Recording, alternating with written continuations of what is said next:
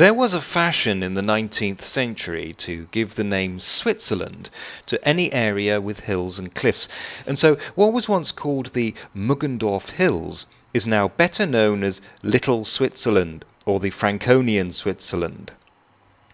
It lies in northern Bavaria, not far from the Czech border, offering stunning views, rock climbing, and some serious walks.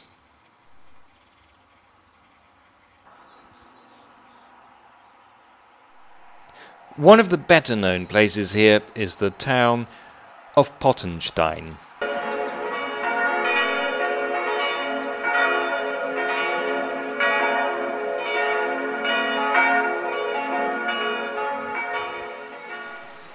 From at least some angles, it looks like a fairly ordinary German town, but its air is clean enough for it to qualify as a climatic spa.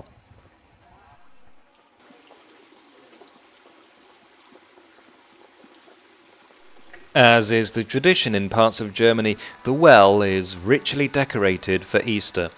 This tradition almost died out when more modern water supplies were put in place, but was revived after the last war. But what you can't get away from here is the big rocks everywhere. Pottenstein is surrounded by them, mountainous piles of limestone and dolomite, the perfect place for a castle. It's something in the order of 1,000 years old, this castle, and from here you can fully appreciate the landscape. The rocky, steep-sided valleys are typical of what geologists call a karst.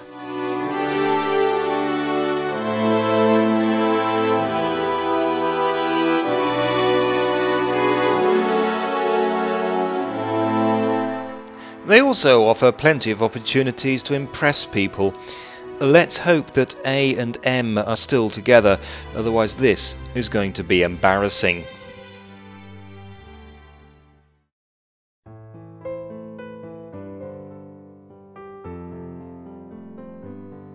Just down the road is the village of Tüchersfeld, our next stop.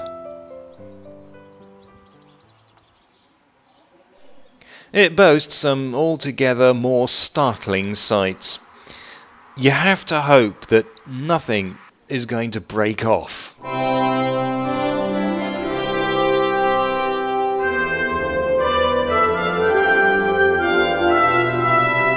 A karst begins as a raised limestone or dolomite plateau.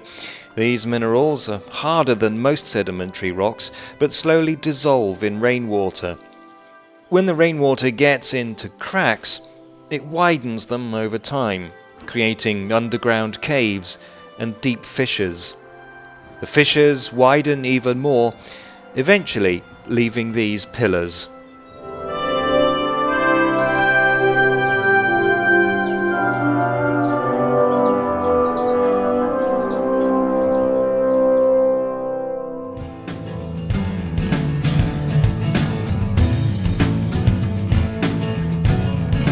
We left the tourist trail at this point and cut across to a tiny village called Oberailsfeld.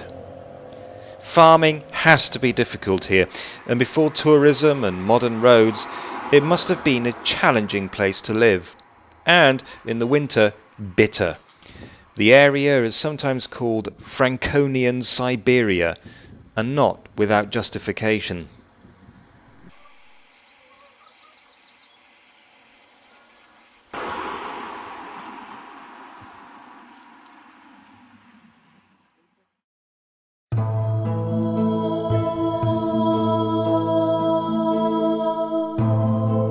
Away from the valleys, a karst landscape tends to be fairly flat, but just as difficult to farm.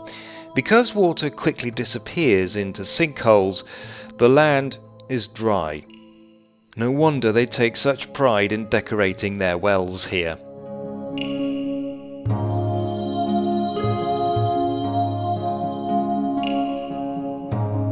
On the other hand, it offers plenty of opportunities to establish defensive positions, like Rabeneck, perched on the edge of the plateau, 400 meters, that's 1,200 feet above the Wiesent Valley floor.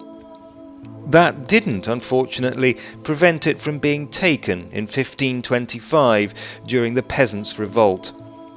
These days it costs just a few euros to get in, or a few more euros to spend the night there.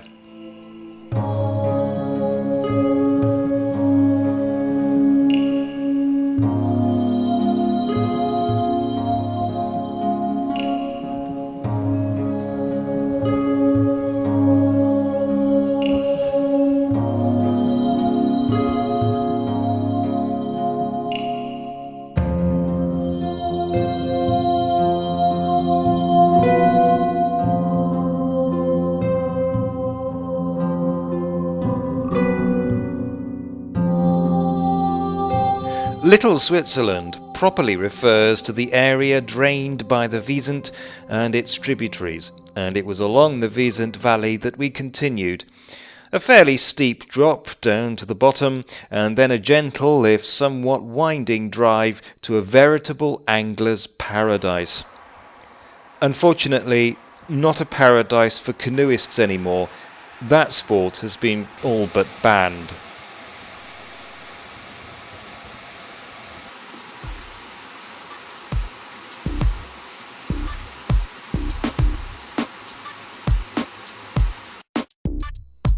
The town of Waischenfeld lies on the Wiesent, and its claim to fame is that former chess champion Bobby Fischer once allegedly stayed here incognito, playing chess with various people. Later, another chess champion, Michal Botvinnik, stayed here, and since then the town has proudly hosted high-ranking chess tournaments. It may not be the greatest claim to fame ever, but what little Switzerland usually attracts is amateur rock climbers. The great thing about chess players is they don't usually break their legs and have to be rescued.